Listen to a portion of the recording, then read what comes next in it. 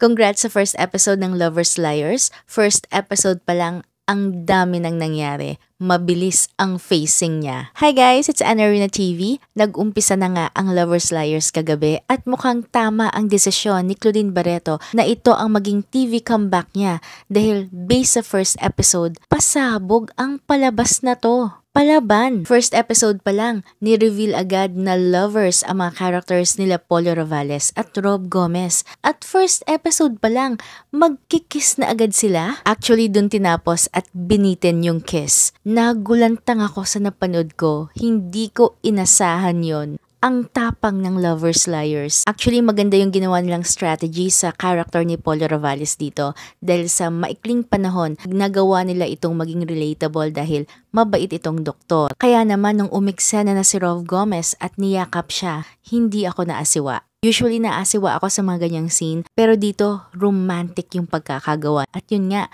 magkikiss na yung dalawang characters. Pero I doubt kung itutuloy nila yung kiss na yan dahil usually sa mga finale yan ginagawa, di ba? Gusto ko din yung eksena ni Lian Valentin at Kim Son-tan sa highway. Yung umunguya ng chewing gum si Lian Valentin habang minamata-mata yung character ni Kim Son-tan. Although madaling ngumuya ng chewing gum, madali ring magpaputok nito. Pero kung gagawin mo ito with the right emotion, hindi madali yun Kaya, good job kay Lian Valentin sa scene na yun. Ang galing. Based sa first episode ng Lovers Liars, mukhang true to their words ang sinabi ng Regal sa press ko nila na ang Lovers Liars ay sasabay sa nag-iibang viewing habits ng mga Pinoy ngayon na nagle-level up na tayo pagdating sa mga TV series, mga pelikula na pinapanood natin dahil nga exposed na tayo sa mga different apps like Netflix and marami pang iba. Sana lang ma-maintain nila ito hanggang sa huli.